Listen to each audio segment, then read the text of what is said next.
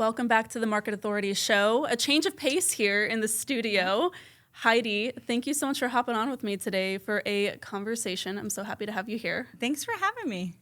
So you and I go, I feel like, way back. We do. And we don't spend as much time together as I wish we had, especially in the last couple of years, I feel like. But tell me, or tell those who are listening, if they haven't met you yet, a little bit of your story and just how you got to where you are today.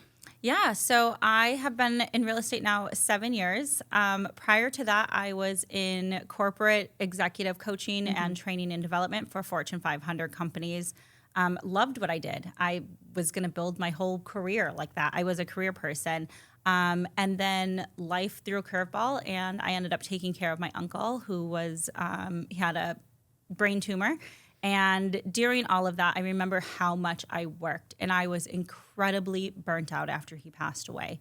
And I just didn't enjoy what I was doing anymore. And so I was like, what can I do that I know that I've had passion for in the past?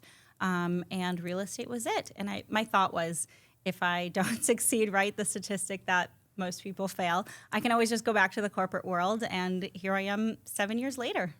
It's so funny when we say it like that, like, oh, we could always go back. But when it comes down to the moment of like, are we going to keep on going when things get hard, or is it time to go back?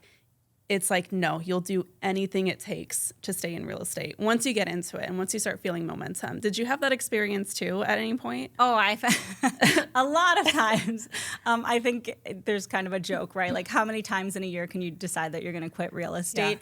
Yeah. And it definitely came a lot, but it, like you said, you push through, especially if it's something you're really passionate about. And as I kind of came to those crosswords at times, and I'm like, do I really want to go back to that? Mm-hmm. And then that really kind of became more evident after I had my first son, Marcel, and I was like, I have to do what I have to do to be able to make all of this work. And you were witness to it. Last year was by far the hardest year I've ever had, both personally and professionally. And I was ready. I was on the verge of actually just fully giving up. I was at the end. And so, yeah, I had to start pushing through for that. And you were there.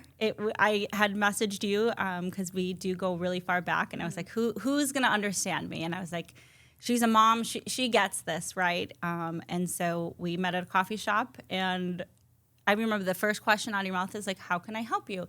And I just started sobbing, like uncontrollably, ugly crying on that couch in that coffee shop. I'm pretty sure everybody thought I was nuts, just crying on the couch because I think I told you I wanted to burn it all down. Everything I wanted to burn down. Mm-hmm. What got you to that point?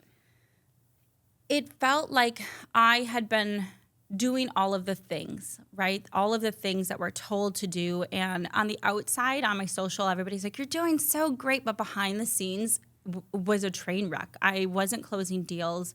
I had the worst shiny penny syndrome I'd ever had in my life. It caused a lot of stress in my marriage because I wasn't bringing in money, and that kind of put a lot onto my husband. And then I joined a team that like I thought was going to be a really good fit, and it wasn't a really good fit. And I kept trying to fit into a box that wasn't really made for me. And it all culminated in that moment where I couldn't take anymore. I couldn't keep doing kind of this facade of showing up really well, but behind the scenes, everything was literally burning to the ground. What is that like on a day-to-day basis? Like your shiny penny syndrome, reaching out, like what were you trying to find in terms of solutions or things that would work that just didn't end up panning out? I think everything. I look back at like my financials for last year, and like it is very evident I was trying to throw everything at this. I had hired a social media coach and a social media team. I was doing YouTube, and so was spending money on doing professional YouTube videos in a studio. I'd even taken coaching on calling absentee owners and expireds and canceleds, which I never thought would ever come, but it was in this kind of desperation mode where I was trying to do the things, and it felt like none of them was working. What changed? I think a couple fold. Number one, you had asked me a very specific question, and that question led me down a road of discovering my undiagnosed ADHD.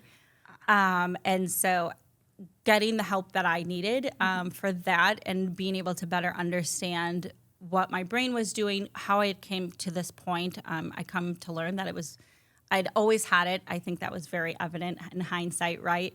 But becoming a mom and the hormones and the challenges that come, all of the ways that I was masking the challenges I was having, I couldn't use those anymore. And so that was kind of part of how everything started to fall apart. Like none of those techniques were working, and I was really struggling because I was like, why isn't this working? It's always worked my whole life. So I think having that and reading all of the books about, okay, how can I start to figure out how to manage this? I personally chose to get on medication as well, which was crazy. I think I called you that day and I cried. Like my brain had never been so quiet in my life. And I also changed teams. I got really, really clear on who I wanted to serve, how I wanted to build my business, and I got back to the fundamentals. So I found a team that they're not the fanciest. They don't have the most beautiful branding. They're not doing the coolest things out there, but damn, are they good at the basics.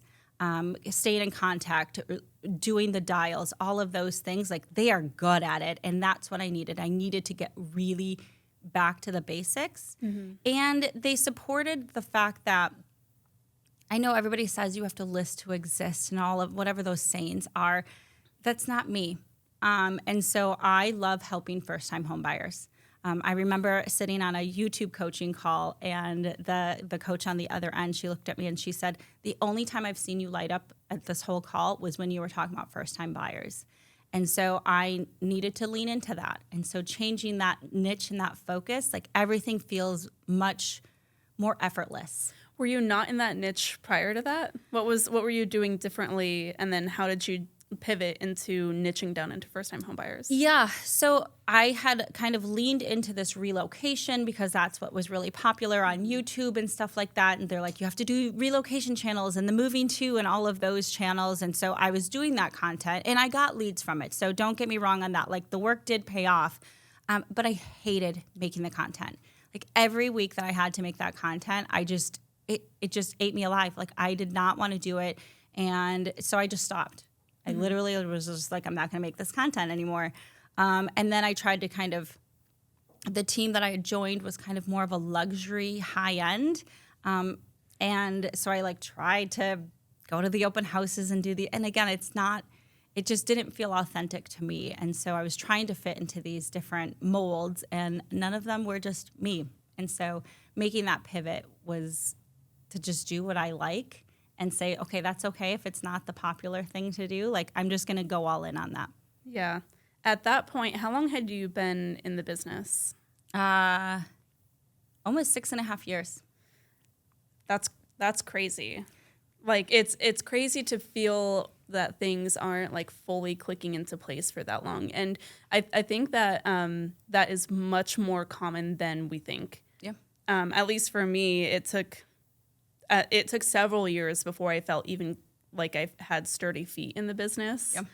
I think it was, 2.5 or 3 years before I stopped second guessing everything that we were doing in a transaction. And then even longer, probably 4 or 5 years, at least until I felt like I understood who I wanted to be working with and how the business needed to look. So I think that that's really common. But nobody really talks about that. No. How many agents do you know that are 2, 3, 4, 5 years in the business and they're like, is this normal? Why do I still feel that way going on such a similar path? Well, and I think it's hard with all of these coaching programs now. It's a new trend, in my opinion, where everybody's becoming a coach or selling a product or the new one right now I see all of the time is funnels. Build funnels. And so it's in this industry, it's really easy to kind of get caught up in kind of whatever is the newest, latest, and greatest that you forget about, okay, well, I still have to serve people that I really enjoy. Yes, this is a great funnel to put in place, but does that make sense? So a great example is a lot of agents are saying, okay, just post local, hyper-local content, right? Which go all kinds of places in Phoenix.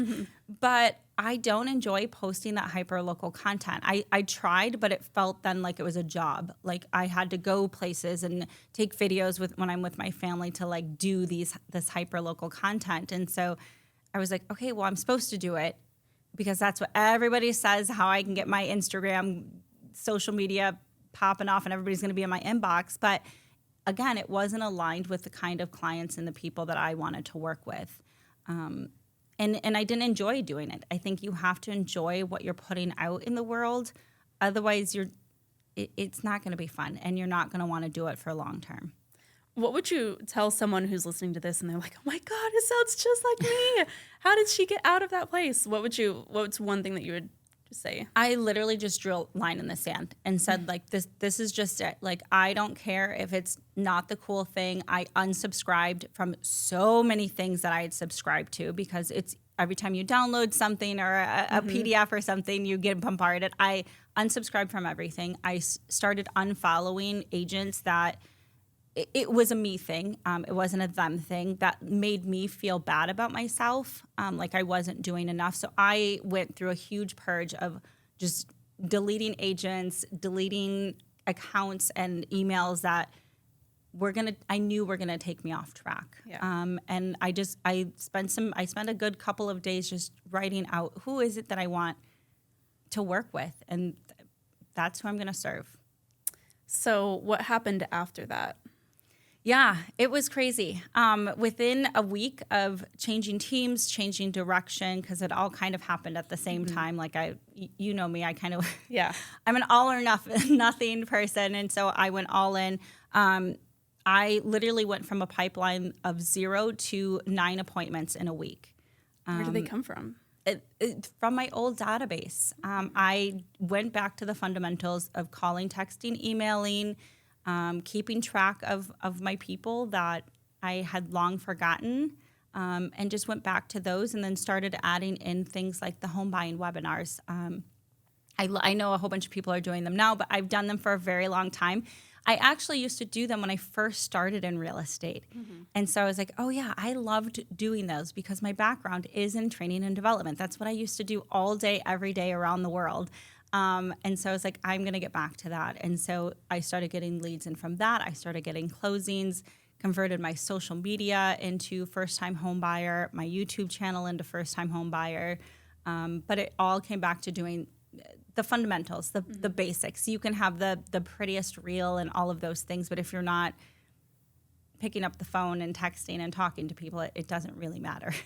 No, I couldn't agree more. And whenever I'm thinking of like, how do we make a big pivot and see traction right away? It's always like shake the tree first, see what can come out. And I think so often agents forget about the database, or they assume like, oh, well, nobody's moving right now. Or I've already kind of like scratched through the surface of that. There's really nothing else at the bottom of the barrel. Did any of those thoughts kind of occur to you, or is it like, whatever, this is what I have to do? No, it was whatever, this is what I have to do. And I have been in market authority for several years now. And so I use that to get back to some of those basics. So one of the first things I did actually was use your scrub. Really? Yeah, text and Nice. email, because I know that a lot of my old leads came from internet leads and things like that. But I know that those take a while to kind of come to fruition. So I was like, you know what? I'm going to go through those. I actually did it last week as well. And I had 6 people respond, including one who was ready to buy. And so going back to those foundational pieces, like I think people forget that they have all of these extra leads and things like that. They're looking for that immediate, that I had thousands of people that I reached out to, and some said they'd already bought, and you feel a little gut punch, and you're like, okay, it is what it is. Do you keep them in your ecosystem though, so that maybe like if they're looking to sell at some do. point? So I haven't formally like done anything, but I have a plan where I have them tagged as like already bought, and the plan is to kind of go back and find addresses, offer home bought and home valuations for when they are ready, and vendor. I'm working on kind of a little black book of trusted vendors and offer that as a resource. I love that. You should like brand that too, like the little Heidi's little black book. I do love that movie. Too, yeah. That's fun. I want to talk more about the webinars because I know people are doing them, but I don't think enough people know about them. So walk me through your vision and then what the process became to be. Yeah, so I used to do them in person, but kind of COVID, everything I feel like is online now. And so my version, I think, looks different than some of the other programs that I've seen out there that kind of they're charging people to do them. I wanted mine to really focus on a couple of different things. Number one, how not to be house poor. So that's kind of my angle where I have built out tools and resources. I built out calculators to really help people because I feel like that's such a big fear for first-time home buyers right now. I need you to walk me through how you determined that as being a differentiator. Because that's an angle and a niche, and that's making it so specific. A lot of agents really, really struggle with finding specific solutions that they can provide. Yeah. And that's brilliant. It really just came from conversations, like coming out of the pandemic. Like obviously I was an agent during the craze that is the pandemic, and hearing the fears, like that's a lingering fear because people saw what happened. And they were like, how do I make sure that I can still live my lifestyle with inflation going up? And so it started to be a trend that I heard people saying over and over and over again. And I was like, well, why aren't we talking about that then? Right. Like, I think most agents, this is why I love that you did that. I think most agents are like, no. Marry the house, date the rate. Yeah. Or and I have a whole reel on that. I know, but terrible. And like, trust me, I'm like the biggest hater for these types of things. When it comes to those real objections, for some reason, and tell me if you agree, I think that most agents want to sweep it under the rug, or they want to like deflect rather than meeting it head on and affirm and like validate that it is a big concern and trying to come up with creative solutions there. Like, do you agree? Absolutely. And the other part of my webinars that I talk a lot about too, that I think kind of ties into this, is around down payment assistance. Okay. So I am not an advocate for down payment assistance. I know that's super unpopular, I'm sure, among the real estate world. I just love this. But say more. But I feel like people get, particularly right now in a slower market, we get desperate for the sales and stuff, and we're not necessarily making sure that we're thinking about the fears. I do a lot of my content, and what I talk about is how to dispel some of those fears. And they're very real fears. And so I talk about the downsides to all of this. So I talk a lot about the downsides of down payment assistance and why I don't think most people should use them. I actually had a lender hop onto one of my webinars, unbeknownst to me. He signed up. I didn't know. He basically tried to trick us into a response and then sent me this long message about why I shouldn't talk about down payment assistance as being bad, because I should just try to get them into an appointment, then have the conversations then. He's trying to like give you some like pointer. But basically saying like, stop saying this because you're going to lose business. And my response back was, no, I actually get more business because I'm truthful and honest with people, and they appreciate that. They want to hear an actual opinion, not just like regurgitating like the talking points. So what's your opinion on down payment assistance? Why do you think it's not good? Because there's a lot of kind of fine print that people don't know. Things like rates are 1% higher typically, that you oftentimes have to stay in your home for, it used to be like 2 or 3 years. Okay, that's fine. Yeah. Now they're 5, 7, 10 years. A lot of people don't know that if rates come tumbling down, you can't refinance without paying that down payment assistance back. Yeah. If you're getting down payment assistance, you're not going to have a huge stash of cash hanging out to be able to refinance. So now you're stuck with this rate. So there's no date the rate, marry the house, or whatever that is. You're stuck. And so I talk about those things that, like, I'm not saying don't use them, but go in with your eyes wide open and understand what all of the terms and conditions are, and can you meet those terms and conditions? I just think it's important, and I want to acknowledge you here because, like, you have an opinion, you take a stance, you educate yourself before you start trying to sell yourself, right? And it's always going to come back tenfold, in my opinion. In my opinion, that's the right and only way to do it. Yeah. I mean, we have people that have been through our webinars that haven't transacted with us yet, but that have referred us already. Nice. Because they appreciate how honest I am. I'm not just there to sell like, here's the process. Yes, we talk about the process, but so much of what I focus on is how do you make sure you're not house poor? How do you make sure you can still continue to live your lifestyle? Here's some tools to be able to do that. And here's some other watch outs and mistakes that other people aren't talking about. And so I find more people appreciate that than are probably not using me because I'm losing business. Well, I think the biggest change that we've seen in the last several years is there was an obvious reason to buy, right? There was the low interest rates. There was like a lot of money going around, and people had nothing to do, especially during the COVID years, but to sell and to move up, right? They're sitting in their house, looking around, hating on every part of the place that they live, and they want something different because they're stuck inside. Yeah. And the interest rate made it so easy. There was no selling that had to happen. And I think that what's taking a lot of real estate agents a long time to catch up to is that we are no longer trying to facilitate a sale. Mm-mm. We're trying to help them understand whether or not they are crazy for considering buying or selling right now. Like, a lot of people are like, I don't know if I should even be considering this right now. Yep. I don't know if this is even the right time or if we should hold. We recently had a transaction. We helped them buy this house 10 years ago almost. And they're listed. They're going to purchase this home, and they're like ready to go.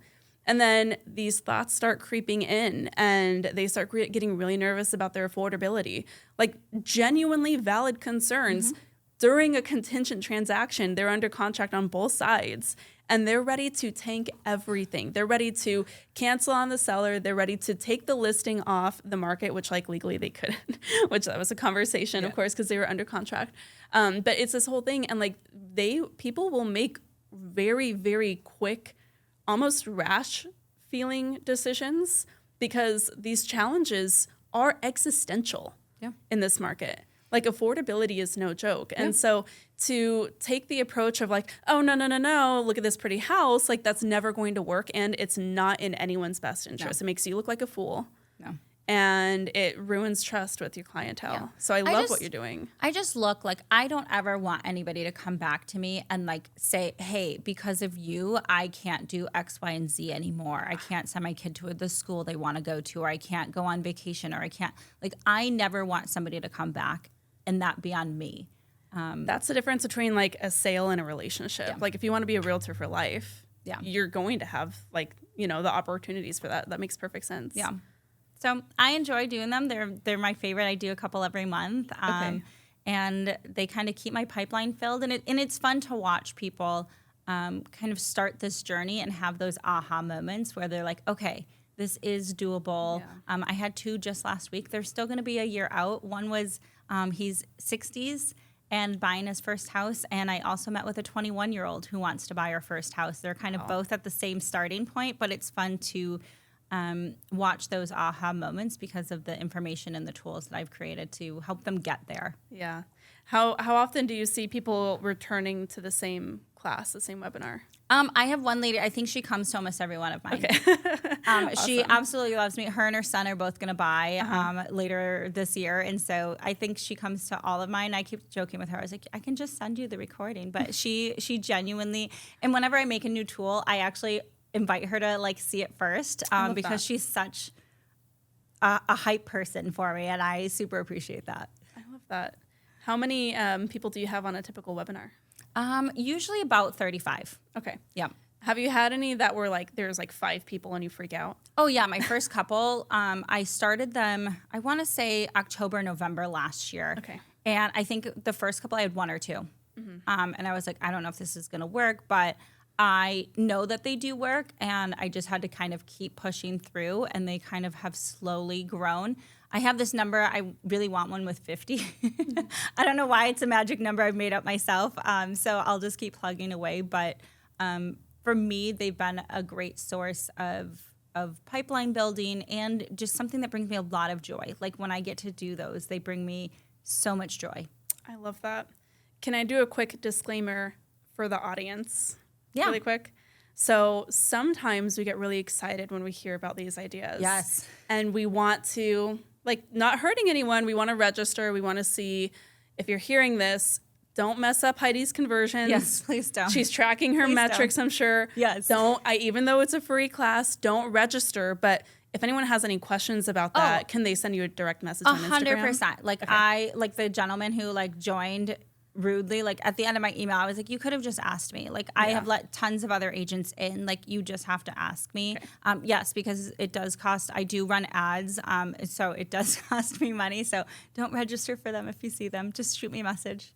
Can you tell me about the ad situation? Like, are you running them yourselves? Did you learn how to do that? Yeah, so I signed up for a program and kind of started running them myself. And then it felt like everybody and their grandma was doing the same program. So they literally all look the same. And so I've started to learn how to differentiate myself by doing some actual video ones, some that look authentically me, that really hit on kind of the uniqueness of what I'm doing.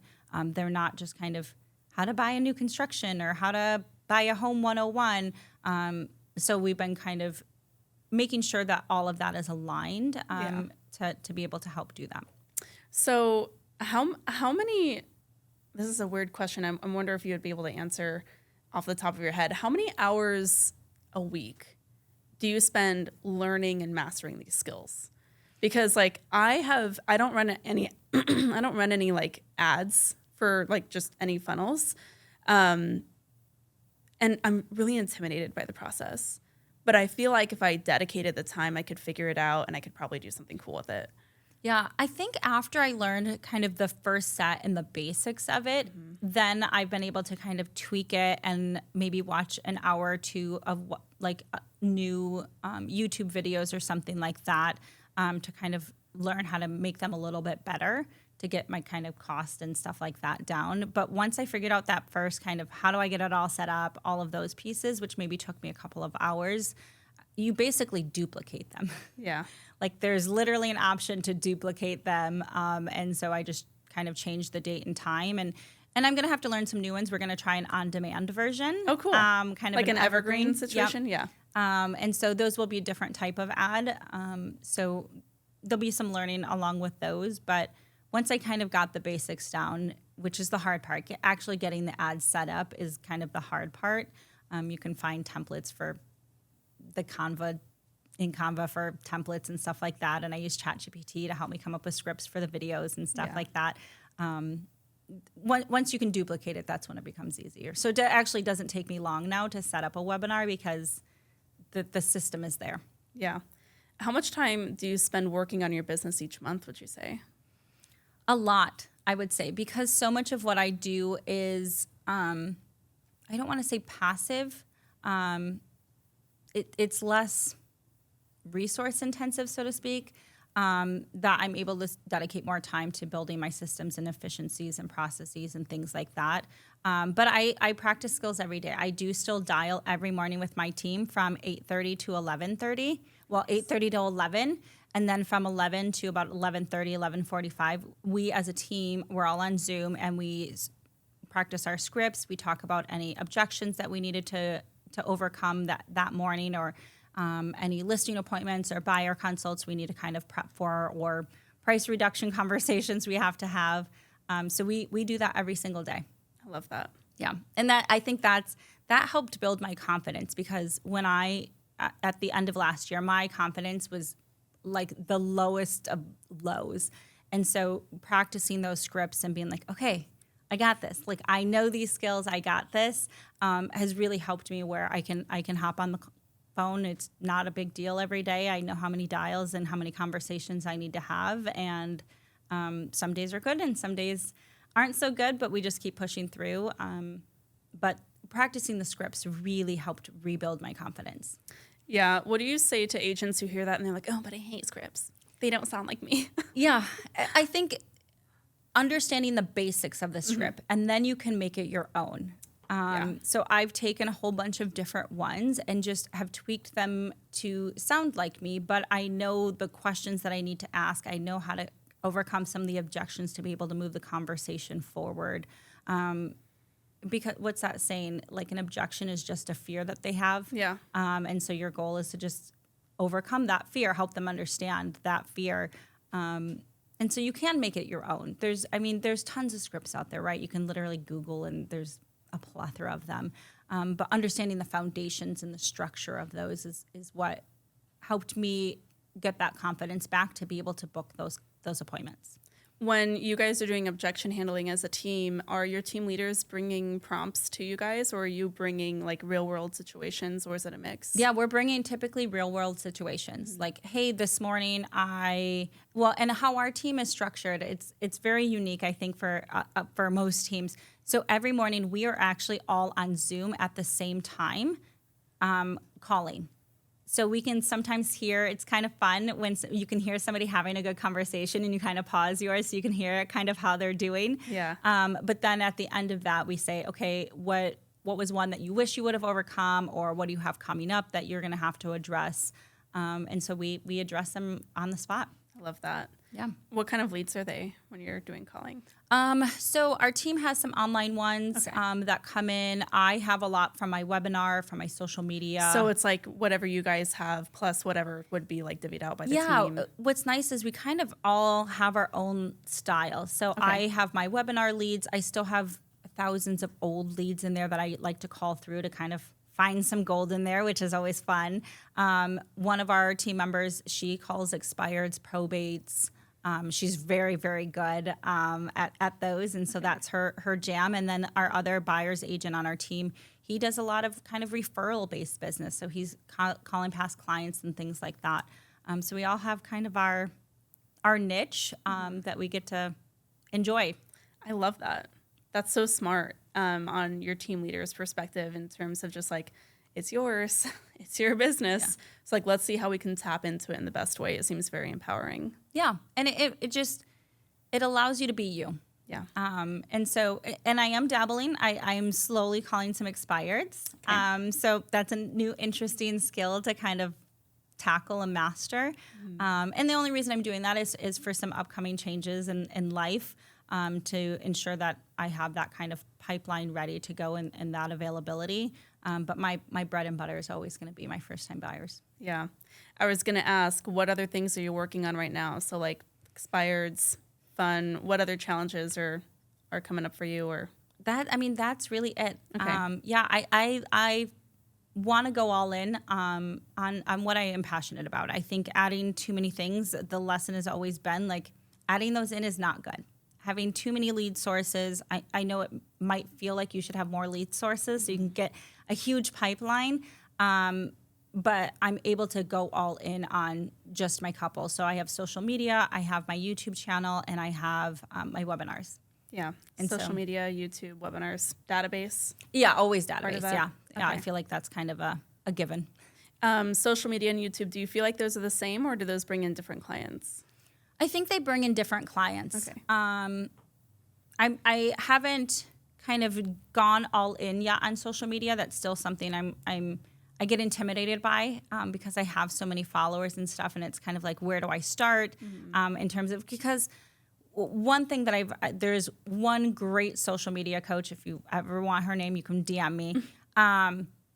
And she was like, forget the reels. The real magic happens in the conversations that happen in the DMs, and not enough social media coaches really talk about that. They're like, post these reels, and all the people are going to come, which might be true, right? Depending on where you're at.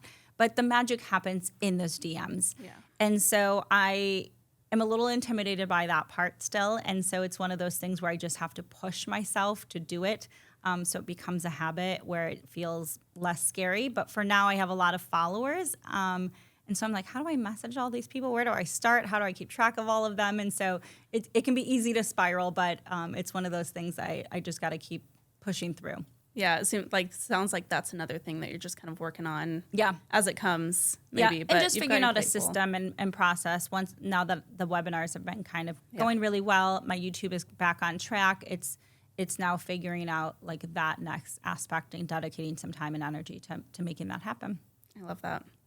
Can you share what you're on track to close this year? I'm just curious. The goal by the end of the year is it'll end up probably between 24 and 36. Nice. So up from what last year? 4. It's amazing. That is extraordinarily difficult to go from that pivot. Like that only comes from really strategic decisions and a lot of hard work. Yeah. Well, and So part I of hope it you're is proud of yourself. Thank you. I am proud. I'm bad about kind of acknowledging like where I've come and things like that. But part of it is like, and you have not asked me to say this just in case anybody wants to know, is going back through market authority and kind of thinking through the branding and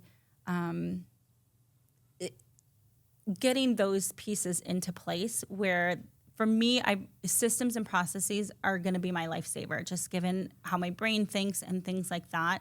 And you've provided so much in that program for that. Like I literally started going back through it because I was like, I need this. I need those basics.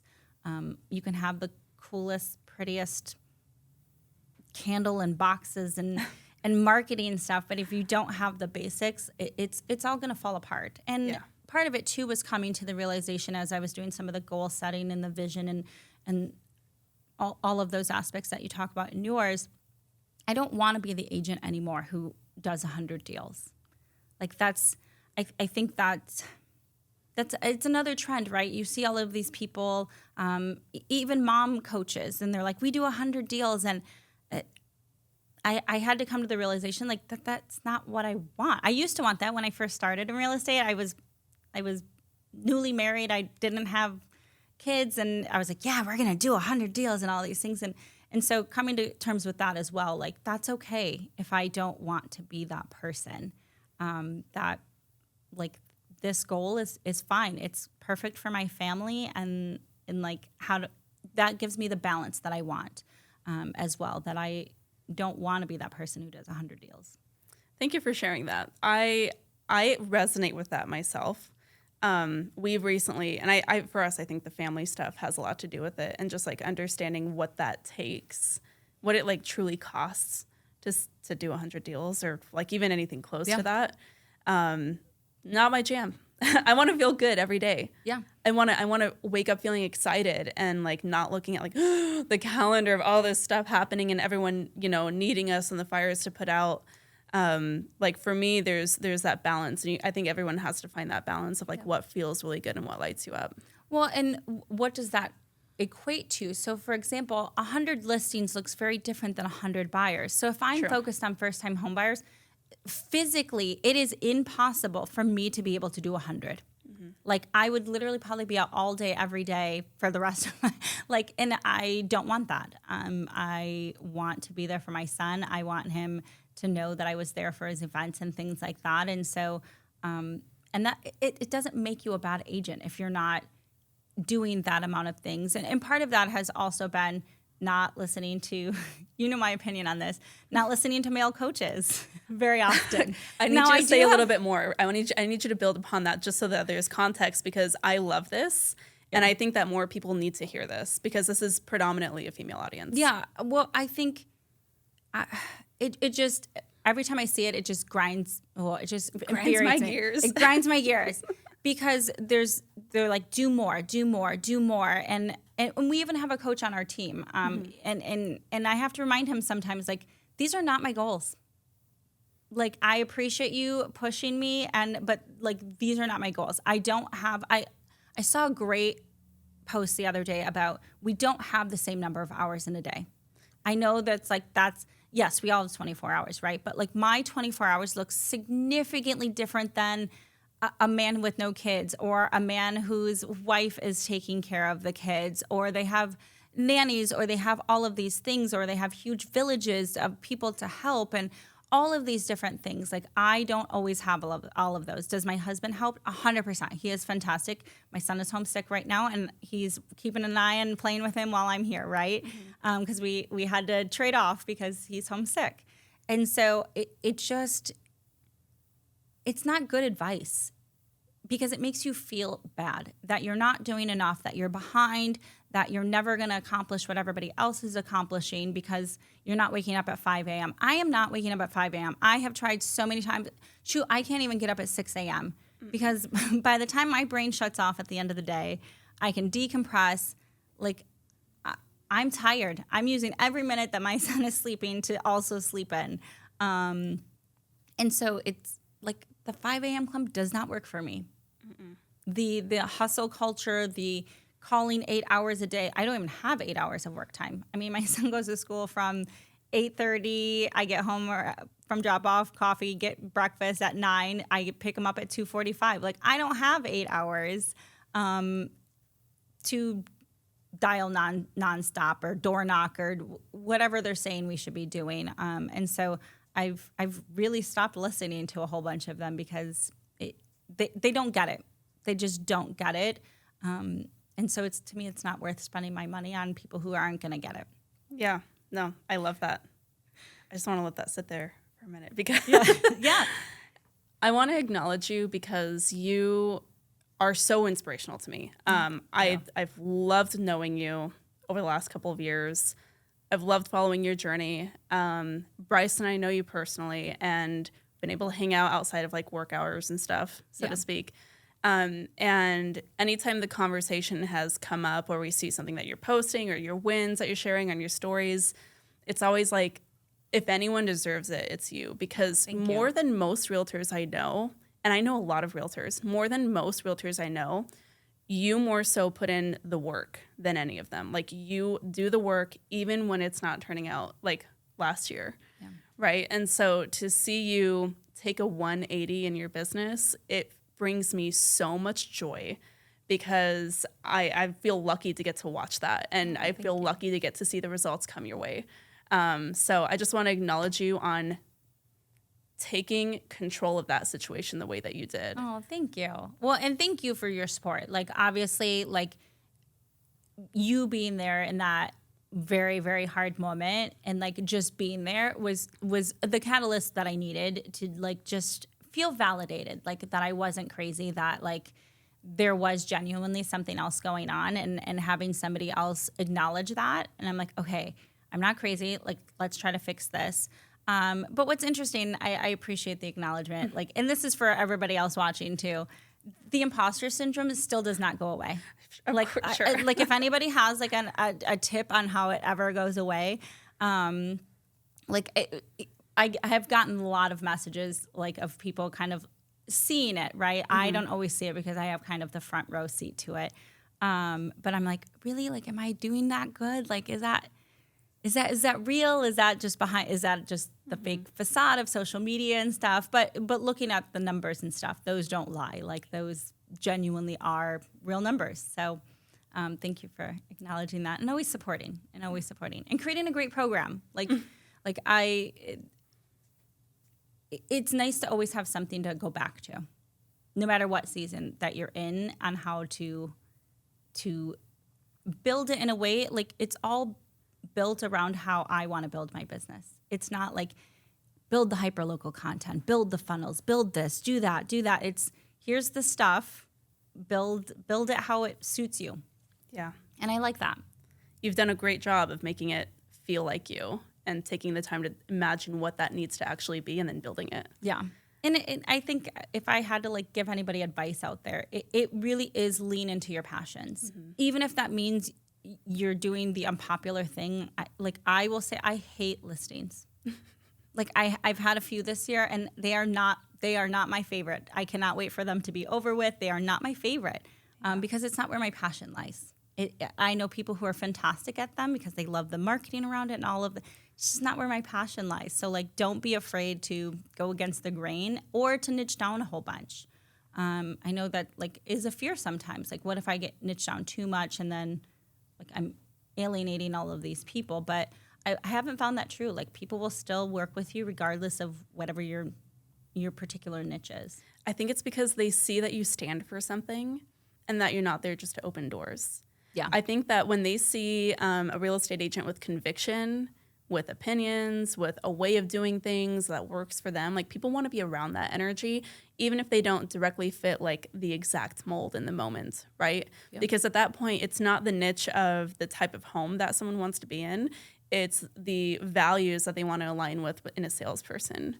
And we are people at the end of the day. Like, we have to acknowledge that, but that can manifest very differently when you think about how you need to have things set up in order for you and your clients to succeed. Yeah. People want to be around that. Yeah. And I love that. I was reading one of the, like, a book about we are salespeople. Mm-hmm.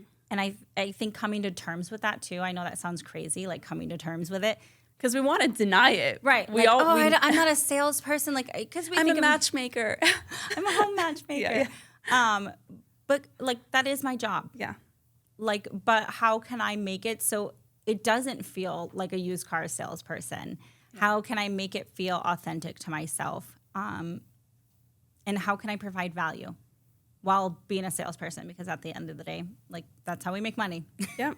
Yeah. And it's okay to make money. Yeah. It's okay to make a lot of money doing what we do really well. Yeah. So for those who want to connect with you further, where's the best place to connect with you? Yeah. On my Instagram at Heidi_Littleton, I think is my my handle.